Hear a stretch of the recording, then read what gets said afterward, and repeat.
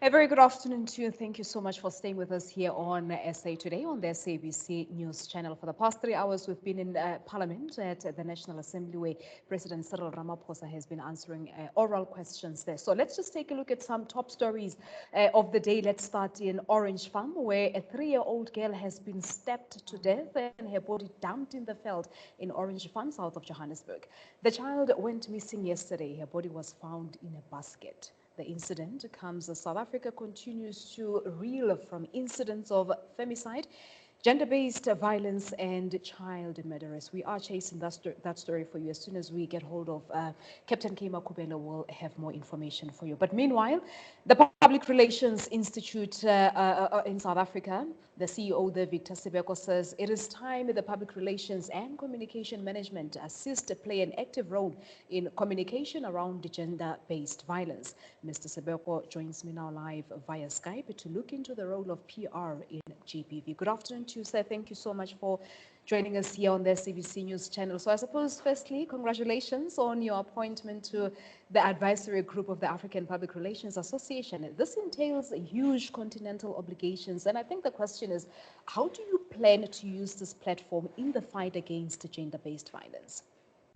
Oh, thank you so much, Teresa. Good afternoon to all the SABC viewers at home. This is a serious challenge, and it is with a heavy heart to hear of the report of a child that has been found dead in Orange Farm.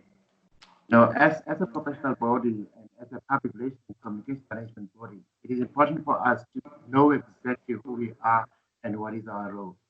You know, it often pains me when I hear somebody saying, hey, we need to do some PR around a matter of an organization going through some stuff.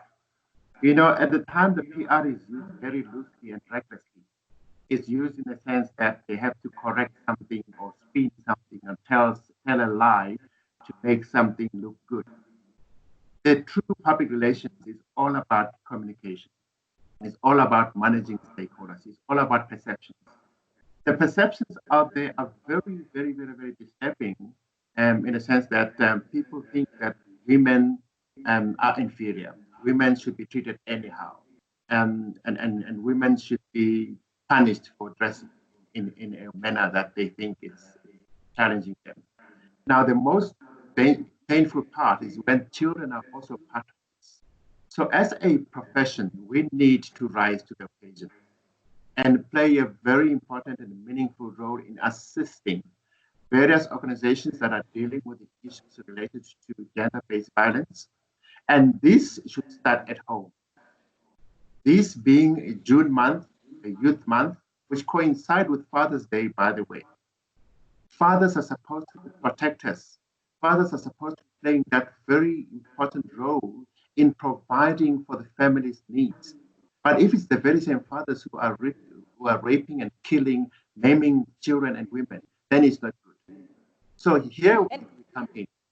We need to assist organizations and families to know how to communicate issues around gender-based violence. Because one of the best things... How do we go about doing that as communicators and public relations practitioners? Because I do know that you were a part of the Presidential Summit on Gender-Based Violence. What conversations were you driving on how we should communicate any news that is related to gender-based violence, taking into consideration the sensitivity of this issue? First things first is how do we put together the messaging? How do we relay or talk about these things? It does not sound right or good at all when a young girl has been murdered or went missing, and you hear somebody commenting, yeah, they deserve it. And why were they dressed like this? What were they doing in dark corners or at certain places? That is reckless. The phrasing and the together of messaging is important. And that's where we can assist, because when you communicate, the communication that goes out there must be effective. It must offer credible information. It must be clear as well. So as a profession, I think we need to start zooming in, either start master classes in assisting people how to communicate, because this communication also goes wrong at home. How daddy, dearest, and mommy communicate.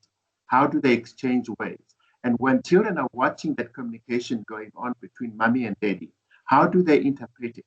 So we really need to start, even it means we start pulling together families and run 101 communication. That in communication, there's a sender, there's a receiver, there are barriers. And we need to be clear. You know, back to school 101, the 7 C's of communication, the clarity, the credibility, the conciseness, and the words. So we need to zoom in there and zoom into churches, to communities, to NGOs, and assist them with strategies. In our profession, we've got specialists, consultants who specialize on communication. And this, what we're going through now, is crisis. South Africa is in a crisis situation, and we need to assist in getting the country out of the crisis. But then, surely we can sort of contain the content that we see on television, that's put out on radio stations, for example. But my concern is on social media, where everyone can sort of put whatever that they want to put without any problems. How do we go about ensuring that the messages that are being communicated on social media as well are done so in a sensitive manner? Very good question.